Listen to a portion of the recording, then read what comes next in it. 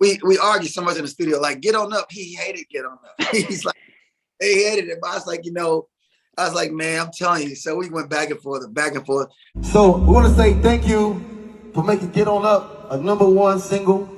Today's the anniversary. It's the anniversary today. And this is something a little special. Get the other diva right here. We're in rehearsal. They go to other diva. So this is a rehearsal. So hey, we're gonna just do it while we're rehearsing. Y'all want to do it, man? This for y'all. He will MD. He's supposed to be on the keyboard, but he playing games. Hey! Clap your hands. Stomp your feet. Clap your hands. Like children of get on up.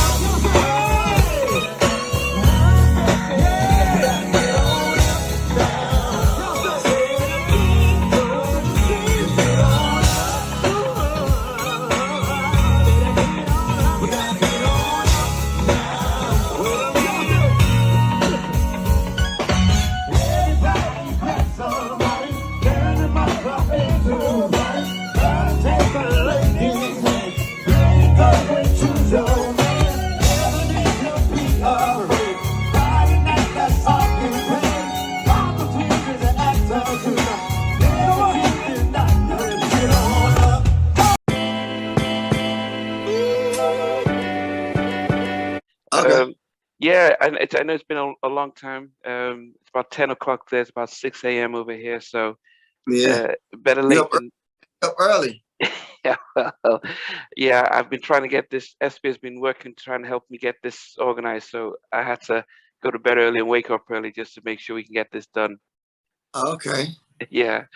The mistake I did is I let people know that I was going to interview a couple of months ago, and I got inundated with questions, and I said I can't do all that stuff.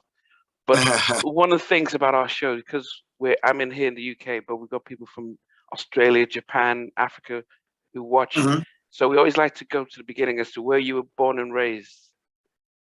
Hampton, Virginia. Okay. Me and Devante are both born in Hampton, Virginia. So, yeah, a lot of people from North Carolina, but we was raised in North Carolina, but born in. You see that? Because I actually thought you were from North Carolina, but okay, Virginia. And but when did you move to North Carolina? Were you still kids or when you were teenagers? We were young. We were kids. We're I want to say about 4 or 5 years old. Okay. Yeah, so it's pretty early in life. I think I moved to the States in '92, and one of the things I noticed about North Carolina was that Duke and North Carolina and a lot of basketball. Were you ever influenced by basketball as a kid? Right. Well, I mean, I love to play basketball, man. So Michael Jordan is a home hero. So yeah, I love basketball, man. I play basketball a lot. So. It wasn't anything that you thought you'd do as a career or anything when you were young. I thought I was gonna be an athlete. That's what I thought I was gonna be in life. I was the first young black quarterback in Pop Warner football in North Carolina, and my parents found out that I joined the team. They made me quit. What? So I was heartbroken about that. Yeah. Oh, how come? Well, I mean, they we were traveling with my dad, and they want us to pursue music, with gospel music rather than I just want to do other things. My whole family's music oriented, so it's like I wanted to just play sports, and I was infatuated with the Dallas Cowboys, Tony Dorsett, all the running backs back in the day. So I wanted to play football. Wow. But my mom wouldn't have me. He said nope. Oh, so it wasn't about getting hurt. It was more so we want you to sing. Well, I mean, I think it was a combination of both, and just stay in church and just pursue the whole church thing. But, I had other plans for my life. Yeah. No, when you talk about music, and I guess that's interesting because, I've interviewed a lot of artists and a lot of them, they learned how to sing in church and they were singing for the fun of it on a Sunday, and they didn't think about a career. But you're saying that your parents wanted you to have a career in music from a very early age? No. I'm saying that my parents, they wanted us to focus on church. It just happened that music was our involvement mostly in the church because, we played for my dad. We played for Jim Baker's daughter, who was Tammy Sue Baker at the time. So they much rather us be around the church and, playing and singing in the church. So, they never envisioned us going to R&B music. That was just, Devante's thing. And we always loved R&B music. We used to sneak and listen to it, but that wasn't, their dreams for us, so we just kind of path of what they thought we were going to be.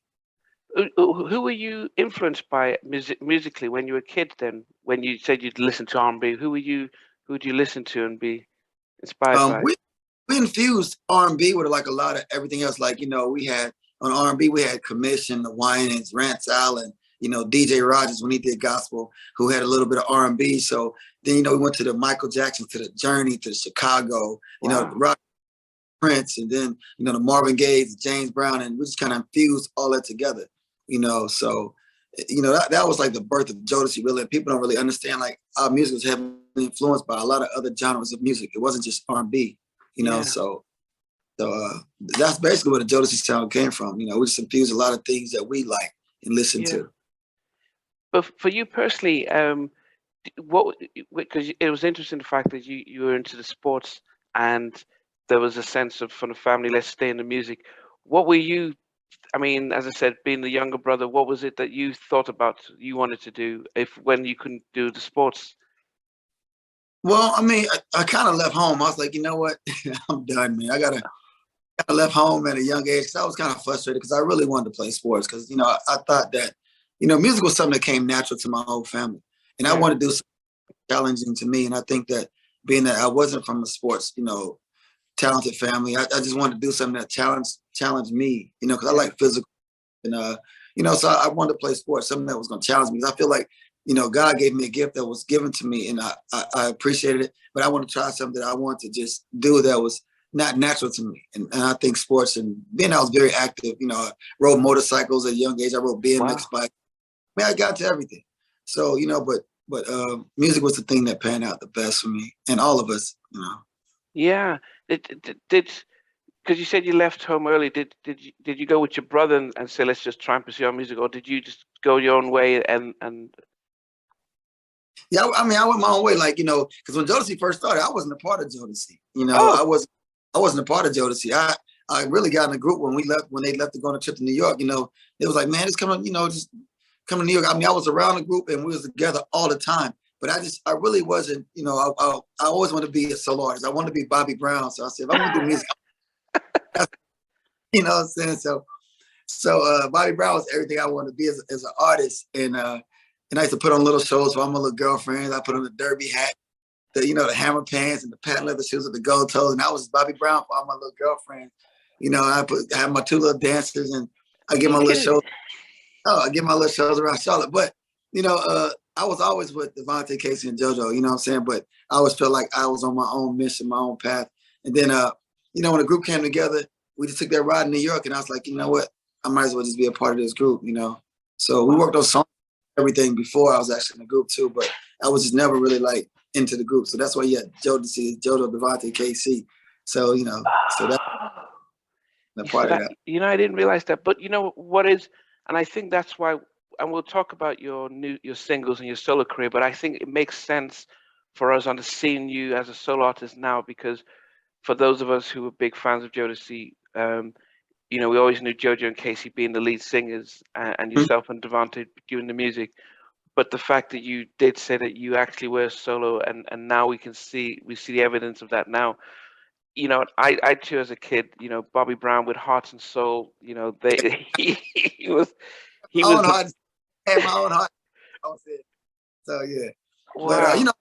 But being, once Jodeci was formed, we all committed. I didn't even think about the solo thing. I was like, I'm 200%, 1,000% committed to Jodeci. So everything I did, I didn't even focus on doing nothing solo. I just wanted to just give my all to Jodeci and learn and grow and bring my talents to what I had to Jodeci and infuse what I thought, like as far as our style, our swag and everything. I wanted to bring that to Jodeci. Everything I thought for myself, I just, on top of Devante's vision, I just wanted to, create everything that I had as an individual to, our style and some of our sound and a lot of our harmonies and everything. I just want to infuse that and give everything to Jodeci. So I didn't even think about the solo thing. I was, committed to Jodeci and everything that we were pursuing at the time,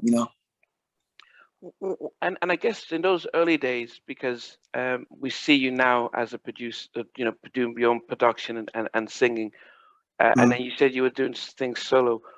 What was it how did you learn the production and writing side, was that stuff that was always within the family, or how did you particularly learn your style of writing and producing?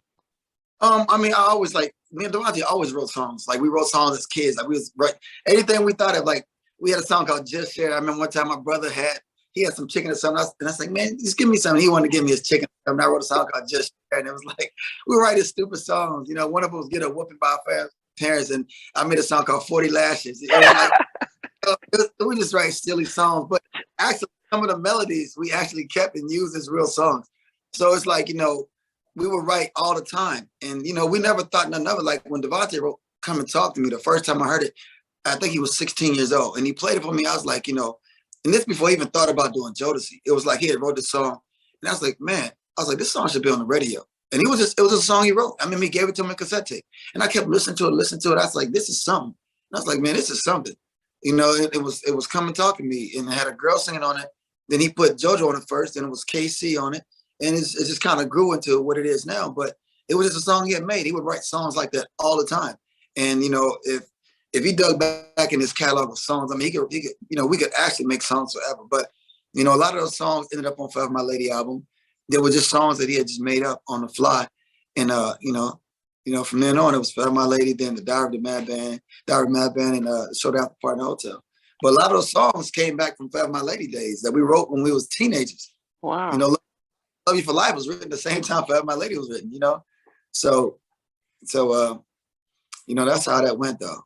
And me, as far as I always wrote, you know, but me just being around my brother and just learning and him guiding me on how to do it as far as like my production with it and everything, I just kind of took it more serious as time went on, you know? Oh, so those early days, and I wonder how it's like having an older brother that's extremely talented like that. Does it mean that does it limit how you brought your stuff? Did you think, no, I can't bring my songs because of that? Or how was it for you? When we fight so much in the studio. Oh, I'm sorry. I'm sorry about that.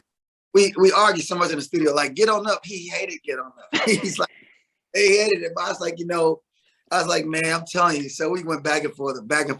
And he'll bring me a song and what you think about this? And I don't like the drum. Give me 1 second. I'm sorry. Can you call Justin? Yeah. So, you know, he'll bring me a song and be like, well, what do you think about the drums on this? I'm like, I don't like this. And he exactly what I tell him, he'll do the opposite. Just, you know, I mean, that's just how he is. But I have to always credit my brother for telling me this. When we first moved to New York, we moved to the projects in the Bronx, and I will always go play basketball every day. And every single day, every day. And he told me one time, he said, listen, he said, what you need to do is, you ain't getting paid to go out there to that park and play basketball. You better pick up this drum machine and spend as much time on this drum machine and writing these songs and this keyboard as you do on that basketball court, because this is going to keep you paid for the rest of your life. And that's what he told me, that always stood out in my head. And I was like, you're absolutely right. He said, you don't get paid to do that, but this is what you get paid for. Wow. And he told me, I always remember that he told me that. And I was like, you know what? Just as much time as I spend for things that I don't get paid for, I better spend time for the things that's going to support me for the rest of my life. So yeah, that's one good bit of advice he told me. You know, and I think that's an interesting thing. You know, having a very talented older brother who could look out for you, because as we said, we're going to get to your solo stuff now. And it's funny, a lot of people I actually did like Get On Up because it was different. You know, it had a different type of stuff. So I do remember looking out for some of the things that you were writing and producing, because it had a very different vibe. Was it a hard decision when they said they're going to New York while you were still getting a little exposure back in North Carolina as your own Bobby Brown? And if the story be told correctly, if you ever do interview Casey and JoJo and my brother Devante, ask him who's the guy that brought all the girls around. I had all the fans. Like, I was a celebrity in North Carolina. So, like, you know, I said I had my own little fan base. So, you know, we go to New York, I didn't know anybody. I was just right back in the beginning. No female fans, nobody, nothing. I'm in the projects with these 4 and 3 other guys by myself, starting all over. But, you know, it was cool. So it wasn't a hard transition, because I knew, like, in my life, it was something bigger. It was a bigger purpose. And my brother always was a great visionary. So I was like, I'm just going to follow your lead, you know, and let it be what it is. So I felt that me following him and like Casey and JoJo, we both follow him because he had a plan laid out, and I thought that was the best option for me at the time. Yeah. When he did meet Casey, what was your impression of Casey and JoJo when you met them? It was all bad, man. I've told this story a million times. Now, if you don't know the story, you gotta wait till the movie come out. You gotta wait. You know the first initial meeting of Casey and JoJo, it was all bad. But if you don't know it, you gotta wait. You gotta wait. I gotta make. Okay. I interviewed Tony Terry, and he'd said that when he was he got you guys to help sing on a remix of his song, but he only paid you guys $50 and Wakiki chicken dinner. Do you remember that? That must have been Casey and JoJo. I would never do that. Maybe Pop, not Kiki chicken. Nah. Okay. But you remember singing with Tony Terry on a remix of? He's a great artist. I mean, I've met him, I think, back in the, I want to say early 90s. Early 90s, I never worked with Tony Terry. Maybe Casey. Okay, so maybe he got the other guys. When they're recording for My Lady, did you try and get involved with the writing, production, or what was it? What was your thoughts about how much input you could put on the album? Read the credits on the back of My Lady album. It says additional production by Mr. Dalvin. I mean, I did a lot of work on that album, but Devante is the main producer, so obviously he deserves the lion's share of the credit. But I mean, I produced on Stay. I did I programmed the drums on Stay.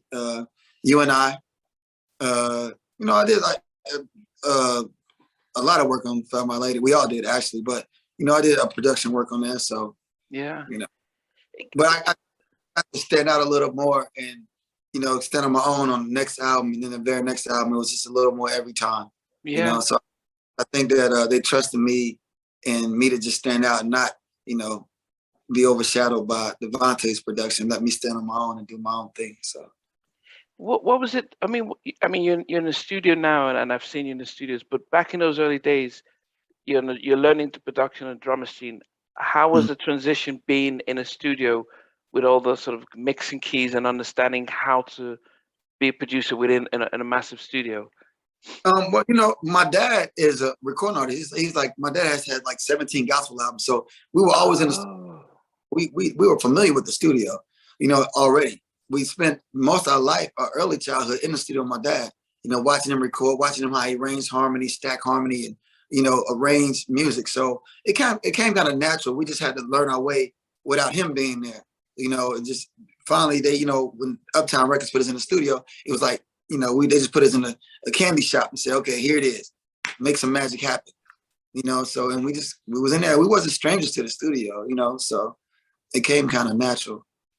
It wasn't like it was totally in the studio, Okay, because I talk to a lot of artists who sing natural, and then when they get into the studio, they realize, wow, this is not the same. I mean, having to record your voice and constantly playing back, and it's the whole experience is different from just being singing in church. Right. So Puffy's credited a lot about the image and style of Jodeci, sort of the let's take them and dress them, but when you guys came from North Carolina, how were you guys dressing back when you moved before you got to New York? We were like, I said we had our country swag going on. We had our Southern swag. It was. I tried to dress us all like Bobby Brown. We had the pants. I said we all look like Bobby Brown. So we were still a little edgy, but it was country edgy. We wasn't New York edgy. When we got to New York, it's been a couple of years. We started hanging out with. Well, I did personally start hanging out with Puff, and I started picking up a little bit different flavor, and that became like, it kind of just spread throughout the group, and now it just became what our image was, So yeah, we took off the others and put the boots on, So it kind of just came natural by us being in New York. So did the success take you by surprise? Of the first album, first single, was it a surprise for you how successful it was? I think that anytime you can't really expect what's going to happen, especially if you have a hit record, because you never had one. I mean, if you coming from North Carolina like us, and we never understood, we just made music because we liked it. We didn't know it was gonna just take the world by storm. We just, we created something we like. We didn't try to go out there and say we want to be a hit group or we're gonna do this. We enjoyed making records, and as we still do. And just the world just loved what we did. We didn't know what to expect. I don't think we had any expectations. We hoped that people love it, but as far as like the popularity and the things that came along with it, I don't think you can prepare anybody for that. So. How did you adapt and how did you adjust to that? Because I think that's the thing that is different for everyone.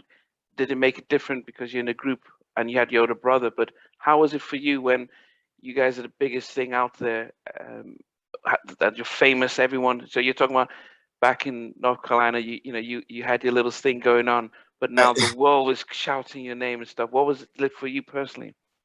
I mean, it's like for me, it was just a feeling of gratitude. You know what I'm saying? Like I never expect or people to want to, love you and they better love me. To me, I'm still grateful.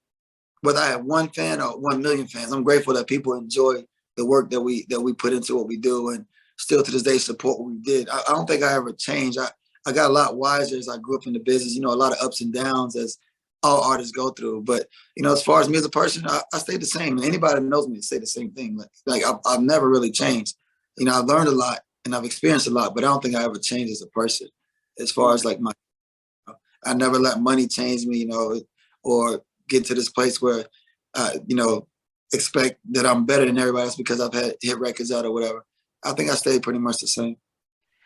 How was it for your parents when you guys had the big, #1 record and albums and songs everywhere? How did they adapt to the initial success? It's still weird to them because my parents have never heard Jodeci. They've heard of songs that we've done, and like my dad have heard "Get On Up" because it was remade by Hezekiah Walker, who's a gospel singer. My dad, they don't listen to Jodeci records. They don't listen to gospel music. But my dad, we talk musically now. Like we talk about records, and he's like, "Oh, don't get too nasty, or don't say this, or blah blah blah." My mom, they've never sit down and just actually listen to a Jodeci record, though. Yeah. Do you know, if I think about "Forever My Lady," the one of the because when I listened to that, and it is something that when I was in Nigeria, I couldn't really understand the record until I moved to America in '92, Right. and I met a lot of guys who, because in Nigeria you didn't have a lot of out of wedlock kids, so people get married, have their kids culturally. So the song didn't really make much sense until I moved to America, and I could see, wow, this guy, they're not married but having a kid, and it was such a poem and a story. Right. When that was recorded, did you realize the impact it was going to have? Did you, We, to be honest, the first couple of lines of that song, we went back and forth, like, because we're so young. I mean, we're 16 and 17 years old, and we was talking about having babies. It's life, it's reality. And we say, at the end of the day, that's how we wrapped our minds around. This is reality. This is people, 14, 13-year-olds having kids, 16 and having kids. And, so we try to, as a band, we've always tried to speak to every situation, every person, every culture, everything that's going on, so, like we did a whole AIDS campaign, because young people, we did a whole, Jodeci for urban AIDS. We spearheaded the AIDS campaign. So we try to just incorporate a lot of things into what our band is, not just go out there and just talk about just sex and sex and sex. We just talk about a lot of different things, a lot of issues that people can relate to. Yeah. The somebody asked about the sort of the outfit you wore, the whites and stuff. I mean, who was given the fashion for those videos? You had that early. Yeah. Well, that's a funny story. Well, what happened was Andre Harrell, God bless his soul, he passed away. But at the time, he got tired of the jeans and the hats and he's like, y'all need to put on suits, and y'all will wear suits, because what happened was, Gotta Love, the first single that we did with the whole sweat hoodies and everything on, it didn't hit, it didn't take off. So Andre Harrell said, I told y'all that wasn't gonna work, so y'all gonna listen to me. So the image is now suits and blah blah blah. So they bought us these white suits, and I went in the trailer myself personally, cut them all the shorts. And so that was my idea. I cut them all the shorts, And I said, this is what we're gonna wear. We're gonna still keep it street, but we'll put on the jackets with the shorts and the boots. And we came out, and he was like, but it was too late. I had already cut the pants, so it wasn't nothing they could do, but we had to wear it like that. And it worked. It worked though, you know? It worked, so. Yeah, no, it's so did you take more of the control of the sort of the image from Puffy and shape the style of the group? Was that more of what you were doing in those early days? I think, yeah, pretty much, you know, like Puff started doing the bad boy thing, and it kind of like, we kind of like not drifted apart, but, you know, he had the whole thing, but, you know, he started working on his own thing. So it was kind of left up to me to, you know, to try to curate the fashion sense to where we wanted to be. And I just took a lot of my style and just, you know, just translated over to Jodeci. Then we had Sybil, who was, you know, she worked for us, worked with us a lot.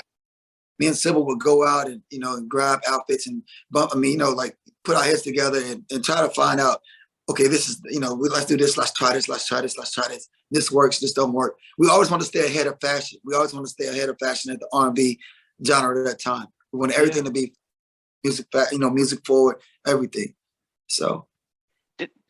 When it came to the singing, did you because I know you know people would always say that Casey's probably, as a lead vocalist in a group, probably one of the best ever, and then with JoJo. But did you want to get more involved with the singing in those on any of the albums?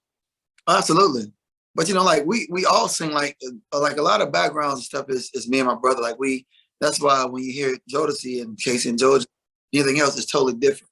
Yeah. You know, you got totally different because, you know, we all our voices blend together on Jodeci Harmony, and Casey and JoJo is a totally different thing, which, you know, which I admire their stuff too. But with Jodeci is something totally different. Yeah. You know, so adding our flair, all of us adding our voices to make the harmony sound the way it does. So, but as far as the lead singing in Jodeci, you know, everybody had their position to play. Casey was the lead singer, Joe was the lead singer. Me and Devante was, you know, we had on the backgrounds and we, you know, raised the harmony, sung the harmony with them. So that was just, you know, my position in the group. I didn't say, look, I want to sing lead. I want to do this. I want to do that. You know, I'm a part of a team player. So it is what it is. But I always knew once I get the thing, then it's all me. So. Okay. So, and you never, did you ever think about going solo in the midst of the success of Jodeci? Or? Nah, never. I always knew, like, this is where I'm at. Let me give everything I got, even for myself, to this group. You know, everybody give all they got. You know, I don't think any of us ever thought about stepping away from Jodeci at the time. We just wanted to make our foundation as strong as we could. Yeah. So, you know, that's the only thing that was on my mind. You know, I was tunnel vision when it came to Jodeci. You know, the solo thing, that was, you know, that was in the back somewhere. But as far as, I don't want to lose. I'm getting low battery cells. So okay, sorry. I interviewed Father MC, and he talked about the you know, having you guys on his Treat Him Like a Lady. I mean, sorry, Treat Him Like They Want to Be. How was it joining Uptown, and you had, you know, because Uptown, when we look back at Black history and music, you know, Uptown has an amazing career because it had Heavy D, it had Guy. You know, I've interviewed both Damien and Timmy Gatlin from Guy. You know, had you know, you came out around the same time with Mary, but you came onto the label. Heavy D and the Boys, Father MC, and Guy were already there. What was your thoughts? Did you think this is too much, or what was your thoughts about? Oh, our initial when we set up in New York, the whole thing was to go on a label with, you know, because it was Uptown MCA. So MCA had Bobby Brown, New Edition, Brown.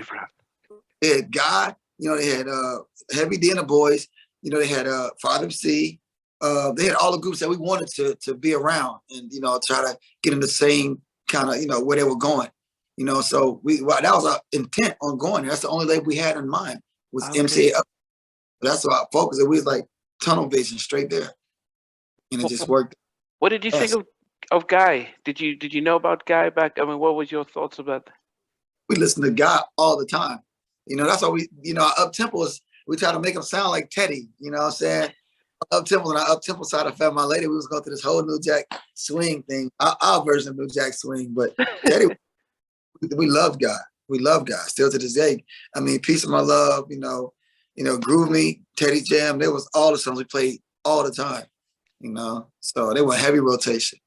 When you did join Uptown, did you get to see, as producers, did you get to see Teddy produce and work? Never.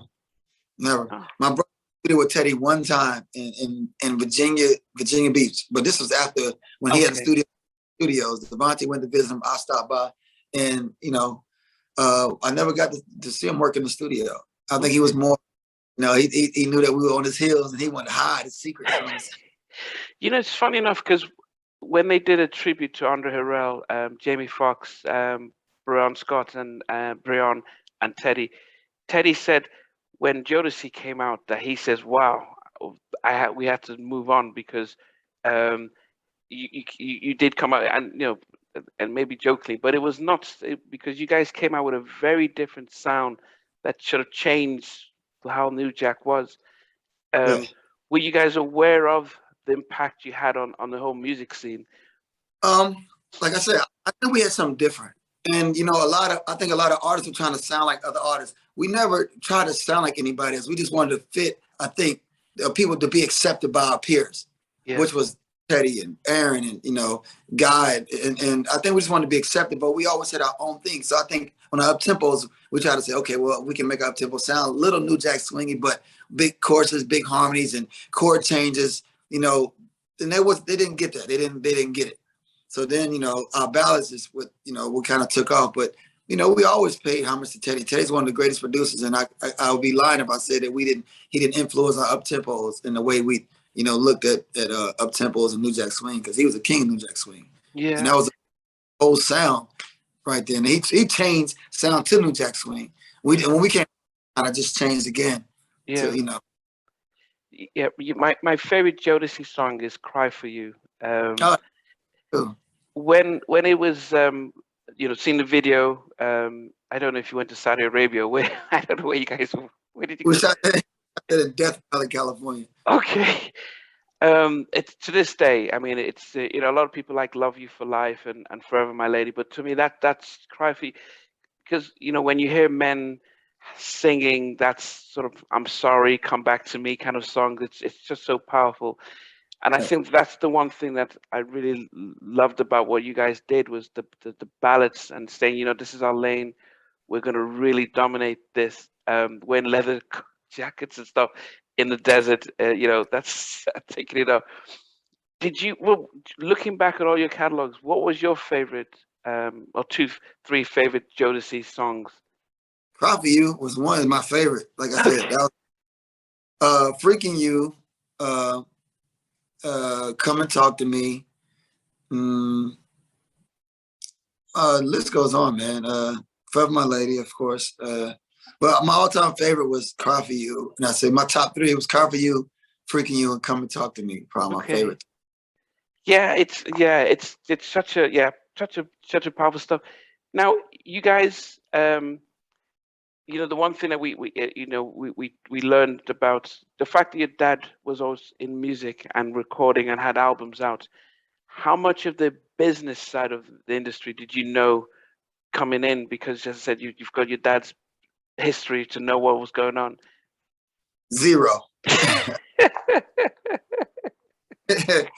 Man, if I had to do it all over again, it'd be totally different. And you probably speak to 98% of the artists, they would probably the same. They would tell you the same thing. They knew zero things about the business. And what artists fail to realize, it is called the music business. To be the business of music, that's what it should be, you know. But I mean, you learn the hard way, man. You know, there's nothing worse than seeing, you know, when your bank account don't match your popularity or your fame. Then that's when you got to try to start reverse engineering your career and try to pick up the pieces. Okay, where's the money? You know, you got millions of fans, but where's the millions of dollars at some point? Then you go back, and then that's when it becomes important. Because at first, you know, you're just having fun. You're all around the world. You got cars. Then, you know, at some point, like, okay, well, where's my money? You know, then it becomes about the money, because that's not what you set out to do. You just want the music heard. You want to be on stage. You want, you know, this and that. Then when the lights go off, the curtains close, then it's time to pay the bills. Then where's the money? You know what I'm saying? Wow. So it comes to that. You know, so and I'm sure every artist has the same story. Every athlete probably the same story. You know, some artists are lucky to have their parents that guide them or have, you know, people in their corners, but a lot of artists are not. You know, you just have to learn the hard way. But Yeah, I've been interviewed almost 60 artists. Even Jimmy Love, I've interviewed him, and so he's from the business side. And it is the sad thing. It's almost as if the less you know, the more less people are going to tell you. right. And unfortunately, and I guess how much of that affected the music and the group when the money situation on this came up. Well, I don't think it affects us as individuals, as a group, because it wasn't us taking from each other. Yeah. It was around taking from you. It's not. So it wasn't like we're stealing from each other. You know, everybody else is taking out your pocket. So, you know, but at some point it begins to divide and conquer because, you know, some people focus might be on, I still make records. Some people focus might be, I'm not making a record until I get my business straight. You know, so you start having different opinions about what are you doing? And, you know, you got people that's pulling it one way and, well, you know, don't pay attention to this and don't pay attention. Just keep making records and as long as I can put you on stage. And, you know, like I said, so at some point when you're in the group, it begins to wear and tear on, you know, the different aspects of the individuals in the group. That's what any group. In any group that you ever see, it's always because everybody comes and starts to divide and conquer. So, you know, at some point you get smart, you be like, you know what, let's just shut everybody out and let's just go back to the basics. Let's go back to what we know. Yeah. And, you know, a lot of groups don't figure it out. A lot of groups do. And so. But how was it for you personally, for you? Because as I said, Casey and Jojo, you know, as singers, and you had your brother who, as a producer, you know, he started the Basement. He had, you know, he got Timbaland, Missy, Static. You know, he goes. What was happening with you? Oh, well, you know, I was part of the Basement with my brother. So, okay. You know, yeah. So, you know, in the beginning, like I brought Missy to my brother. You know, Missy brought Timbaland. You know, I brought Stevie J in. So we were all part of that whole unit. You know, what was going on. So at those times when we was working on the Basement, you know, I did Sister's first remix, brand new, the video they put out, you know, what Missy Elliott was in. Yeah. So you need to do your homework, man. I'm disappointed. No. You need to do your homework. You might need to do your homework, but you know, at the same time, you know, at those times, you know, I was producing for Death Row. I did a lot of stuff on Above the Rim soundtrack. I did 2 songs on Dangerous Mind with Michelle Pfeiffer, the movie. I did Aaron Hall, Curiosity, and Men Static. Did a song that I wrote and produced for Static. Let me see. I worked on Mariah Carey, Mary J. Blige. I worked at Wu-Tang Clan. I did songs with Raekwon, Ghostface. I mean, I was working. That's what I'm saying. You need to dig up some stuff, man. It wasn't like in the street with a sign, help wanted sign, feed me for dollars. No, I was working. So it's like, you know, at the time I was still like, then I started working on my own ideas. I started putting out my own ideas. So this is when I started creating the Mr. Dalvin sound that I wanted for myself as a solo artist. Perfect time. You know, Casey and Joe doing anything, you know, and I'm producing and I'm writing, I'm appearing on people's songs. I'm like, you know, let me just start working on my stuff. The ideas I had, the songs I got. And so. So, but by this time, the question then becomes, because during the Jodeci success, you'd realize, wow, you know, the money's the business side. When you are now doing stuff as a producer and a writer, were you're a little bit more tuned to, okay, I need to keep my publishing, I need to know that side, and so at least, or was that were you able to balance it out better now? Well, I mean, yeah, like when you take time and because the music is always going to be there. I mean, you're going to always have creativity. Then now you got to be a perfect balance. You have to get your business straight. You know, it's not just about keep writing, producing, and don't have the, you know, the business side straight, because you just be working and chasing dollars when the dollars are supposed to be chasing you. You know what I'm saying? You got publishing over here. You have to balance it and know where it is. Okay, I'm here, I'm working just as much, but I'm getting paid. I'm seeing the fruits of my labor. You know, so you don't want to just keep working and not having nothing. So you have to stop at some point and get your business straight. Then you continue to work, you know? Yeah. And which, because especially in I can get to the late 90s into the 2000s, the producers become more of the, they shape the music. Right. Back when you guys started, it was the group had the artists had the sound, and the producers had to try and add to the sound. Then we started to get Timbaland, the Neptunes. We started to see artists chasing the beats. When you started to see the shift and it started to shift towards hip hop a lot more, how did you sort of shift the direction that you were going to take as a producer? Well, I mean, me, I've always been a hip hop head. I bought the hip hop to Jodeci. I was like the hip hop flavor to Jodeci. You know, I was Eric B, Rakim, Big Daddy Kane. You know, like I said, Wu-Tang Clan. I was always infused with hip hop. So, you know, like that would be the rapper in the group, we on stage, and most of my attitude on stage is more like a rapper. You know what I'm saying? Like I was always in hip hop. I brought the hip hop element to Jodeci. You know, the break beats. You know, everything that we did, like remixes, the freaking remix with with Ghostface and Raekwon. So it's like I always would bring this, and so I would keep us. Hip hop guys, rappers love Jodeci. So it wasn't like we was just a soft group, like, we was just real soft. We made it cool for rappers and, for thugs and drug dealers, everybody to play Jodeci, because it wasn't cool for guys to ride around and pump slow jams in their car until Jodeci came out, because we looked like, we just like they homeboys. We weren't like all sequence suits up and, three-piece suits. We had the hats on back with the jeans sagging, the latest sneakers on. We had the Jordans. So people started looking at us like, oh, God, I'm going to dress like Jodeci, because we got the latest fashion on. They didn't go to rap, and they looking at Jodeci. See, we had on the leather pants. Rappers wasn't really, we the first group that had tattoos, 2 earrings. I mean, we broke a lot of trends in music if you go back and look. Like, so we did a lot of different things. My brother's the first person to have a tattoo on his face. Mike Tyson got that tattoo after my brother got it. Wow. So, so he saw Devante's tattoo and got a tattoo. Now everybody got their whole face covered with tattoos. But all of the tattoos on the arms and everything. Wasn't no R&B groups doing that. A lot of rappers were doing that. NBA players definitely wasn't doing it. Yeah. So now it's like we started a lot of trends, and and we always stayed ahead of trends. So it wasn't like we felt like, oh man, now was hip hop taking over, because we was hip hop and we was R&B. We was everything. And so it wasn't just like we stuck, just singing, doing the 2 slow songs. It was just, we was in front of everything.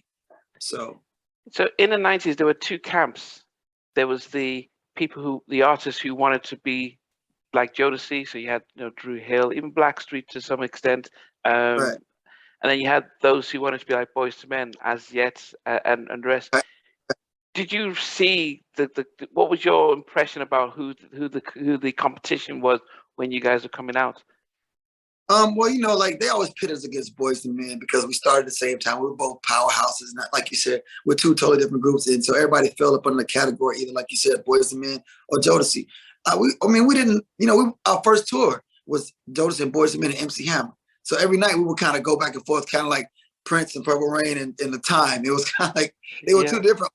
It's like, they kind of like challenging each other. So we came out with the raunchy, the stage show, and the routines and everything. But as the tour went on, you saw boys making a little more raunchy, a little more Jodeci-esque, So, they started bumping and grinding. They lift the shirts up. We came out with, the Heineken's in the hand and shirts off and dog chains. That was just us, So, we're more like Guns N' Roses, the Black Guns N' Roses. So, yeah. No, I remember interviewing Rift Nitty, and he says, they came out very similar to like Boyz II Men, but they wanted to be like, everyone wanted to be like Jodeci, because you guys had, the music was, I won't say the hood, but it was like, that's R&B, and Boyz II Men, you could hear them on, Kiss and pop stuff, right? And that was like the streets and stuff. But you guys, did you look to anyone and think, well, these are the people we want to try and inspire to knock off their perch? No. I mean, no, it was just like we found our own lane, man, and we stayed in it.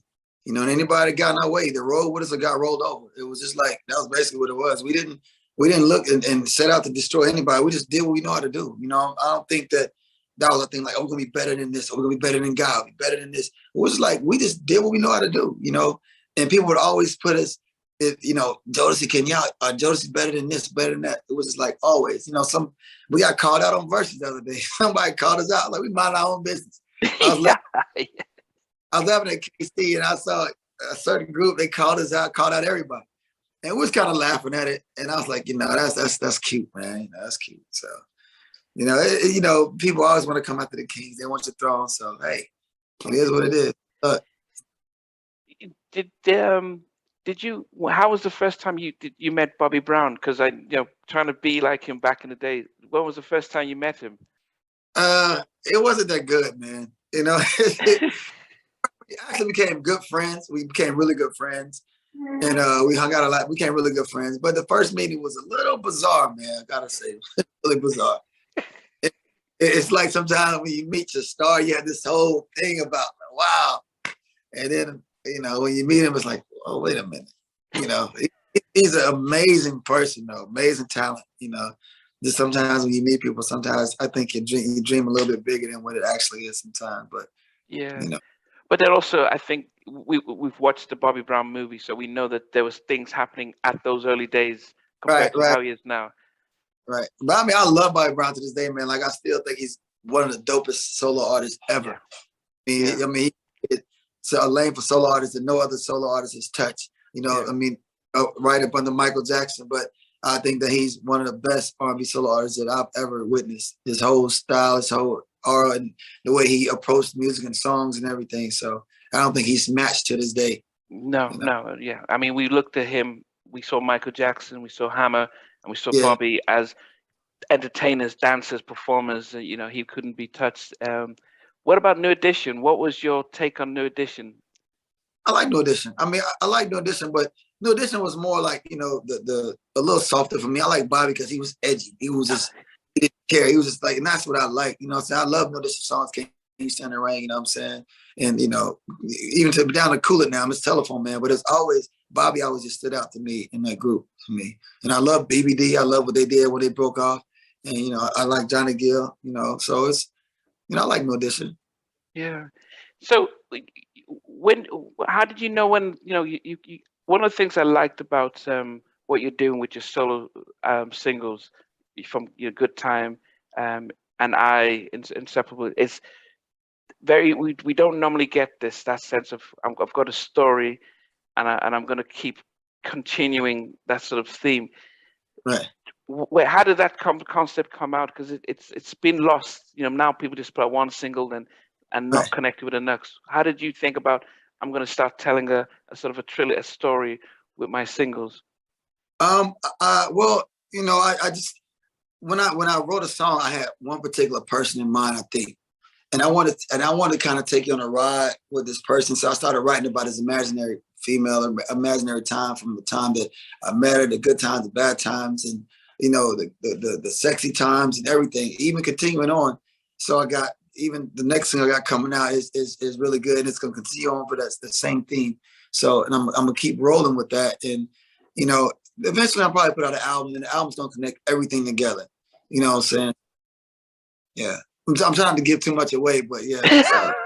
Okay, but I think the way music has changed from when you guys came out, where you're selling CDs and singles.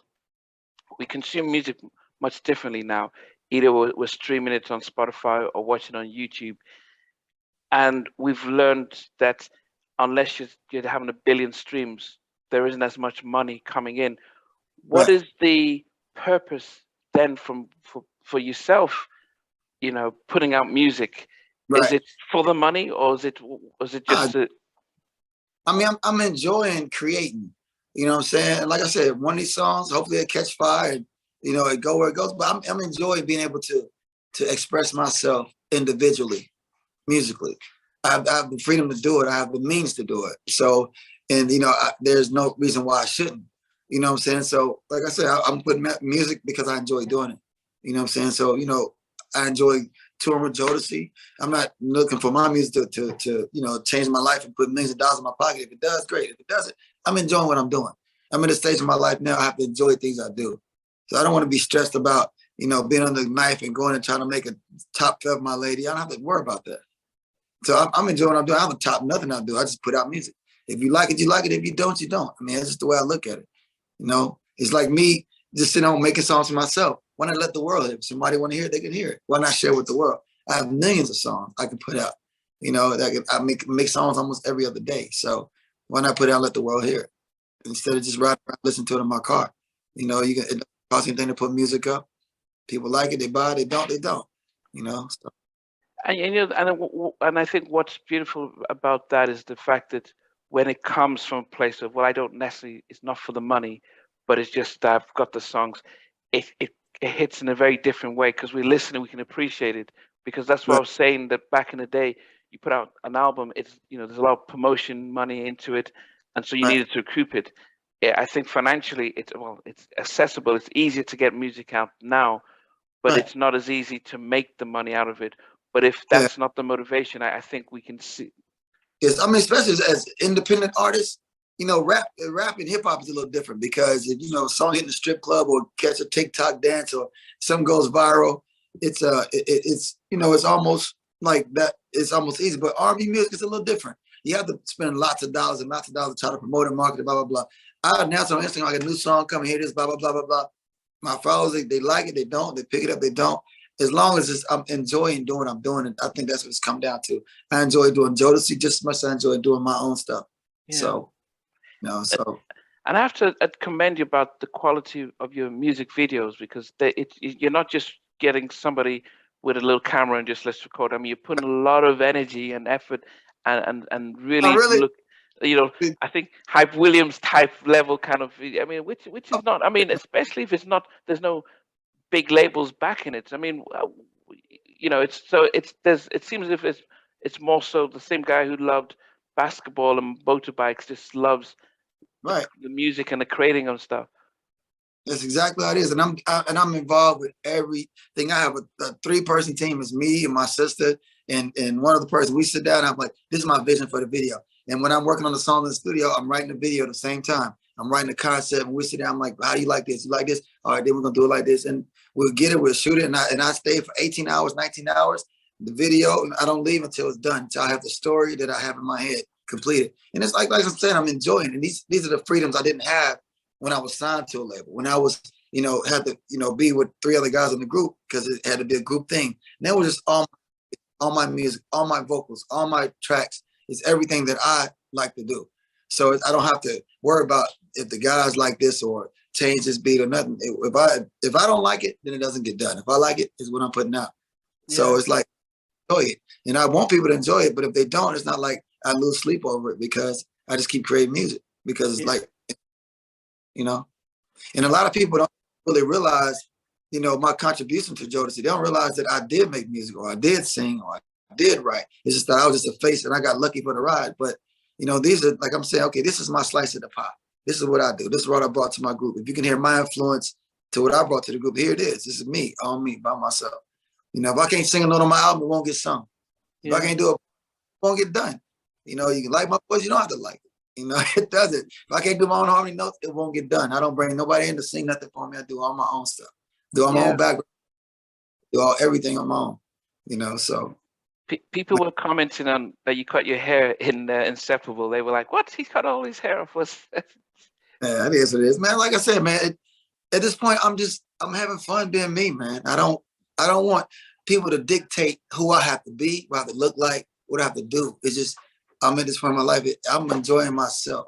And I think once you try to impress the world, that's when you start losing focus on who you are.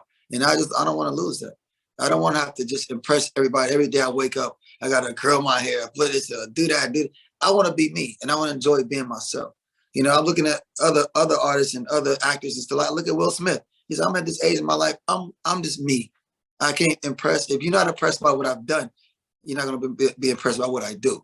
Yeah. So therefore, I'm not trying to live to impress anybody else. I'm just trying to just live, be happy, and be at peace and enjoy what I do.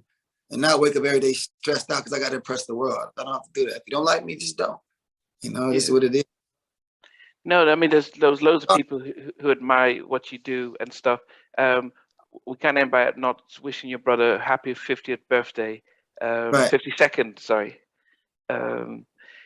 It was an amazing surprise watching you guys, yourself, your brother, and Jojo in California a couple of weeks ago. It's the feedback. You know, internet was crazy with like, you know, Jodeci is back. how did that? Because I saw you and Jojo first saying, "Yeah, we're gonna do the concert, and don't worry, Devante will be there." Right. What was that feeling like being on stage as Jodeci for after such a long time and seeing the reaction? I think that, people tend to think that we are enemies, and we're not. It's just, sometimes things just don't work out the way that people think they should. And they don't know the internal things that the artists deal with, why things don't go the way people think they should. People always want to think that you should be a certain way when they don't know the ramifications. Like, people keep asking, why don't I do this? Do a movie. It doesn't happen. It doesn't work like that. And I think that people don't really realize there's a lot of things they're going to do in a movie, going to do a lot of things that people want to do. We can't just wake up in one day and say, okay, we're shooting a movie today. It doesn't work like that. We're waking up and say, Jodeci, do another album. We can't just wake up and say we're going to the studio and do an album. It doesn't work like that. That's not how things work. There's a lot of formalities you have to go through. Yeah, we're a group that can make things happen, but there's formalities that we have to go through because we're also a major brand. So it's not like, Michael Jordan can't walk into Nike and make his own sneaker, even though he's the biggest selling shoe person at Nike. He can't just make it tomorrow. It doesn't work like that. I'm pretty sure they'll make a lot of accommodations, but it doesn't work like that. Yeah. As far as Jodeci, it just sometimes you have to prepare things. For myself, it's different. I can go home tonight after this interview and put a record out 24 hours from now. So it doesn't work like that with Jodeci. I can go home and shoot me a home video and put it out tonight on YouTube. But Jodeci is a brand that has to be, it's respectfully have to be nurtured and, and go through the necessary steps to make it, to put things out, put movies out, put songs out, put records out. So. Yeah, but you guys headlined a tour. You had some very established artists who have been touring for a while, and you guys came on last and stole the show. And let me interrupt you. That wasn't even our show. They tried to bamboozle us because they thought everybody's going to leave. It was some technicalities, and we wasn't supposed to go on last because it wasn't our show. Oh. And it wasn't our show. And I said, you know what though? And then they tried to wait till almost 12 midnight. Everybody was tired and wore out because nobody wanted to come behind Jodeci, and rightfully so. And whoever watching this, you did the right thing because you don't want to come behind Jodeci. And that just you don't want to. And so the powers that were, they didn't want to come behind Jodeci because we wasn't supposed to close the show. It wasn't ours. So, but we did because we knew fans were there and wanted to see us. So we wasn't gonna just leave. Because contractually we could have left because that wasn't our show to close. But like. We came and did what we had to do. Yeah, because I've seen you and JoJo do stuff, so it wasn't. So we know that your brother is your brother and stuff. But seeing as I said, because I wasn't there, but I had a friend, Elise, who was at the show, and she was streaming it on IG, so I could watch you guys. I'm like, wow, right. You guys are actually performing, and there's Devante there as well. Right. But you haven't been on stage as Jodeci in a long time. What was that like for you, just seeing the reaction from people seeing you guys sing the songs and stuff? It's great, man. I mean, like I love our fans. There's nothing like Jodeci fans. I mean, they're diehard, and just to see people from all ages and walks of life singing your records, man, after all these years, every word, and even when we cut the song short and we go to another song, they jump right in with us, and it's crazy. It's unreal. But, we just feed off of the energy that they give us and we give it right back to them. And, we go harder and harder. The harder they go with us, we go with them. So it don't matter if we go on stage at 12 o'clock midnight and, it doesn't matter. So, but just to get that energy from the crowd and, they've been there all day since, 6 or 7 o'clock. Yeah. And we still there. I mean, it's amazing, man. As we tour the world and continue to get ready to tour again, all of us, it's great to see our fans again, and we do it for our fans, you know what I'm saying? And for the love of what we do. So okay. Wait, did I just hear you say that the four of you are gonna tour? Absolutely. Yeah. Oh. Yeah, so okay. Yeah, we got a lot of Jodeci, man. But I tell people all the time, they just want to rush everything, but everything's got to be done right and done, good. Because when Jodeci go out, we go out right, So and it's an event, so we make it an event. So okay, you'll be hearing about it really soon. So okay, and so because I'm in the UK, and so I know the US are spoiled. Would we see you come out to the UK and the rest of the world, or are you going to first start off in the US mainly? Well, I can't really answer that question, but I'm sure I love coming to the UK. I love the UK, man. I love it. I love it. So hopefully we will be there. I don't know if it'll start there, but I'm sure we will end up there. I'm sure we will. Yeah, because UK. a lot of people have said, "Oh, because the show was amazing, but we didn't see the powerhouse of KC there." Right.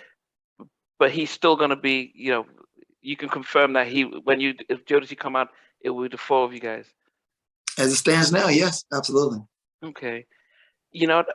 I always end my interviews by asking my guests that if you were stuck in an elevator and you had a chance to, it was going to take a couple of hours, but they said, look, while we're getting you out, we'll put a movie for you. What movie would you want to watch before they get you out? Probably Scarface. I've seen it a million. I thought you asked what person I want to be stuck in. You should answer that. That movie. Okay, Scarface. Okay. They're about to put on Scarface. They say, look, we're getting the movie out, but let's put a song for you to listen to. What song do you request?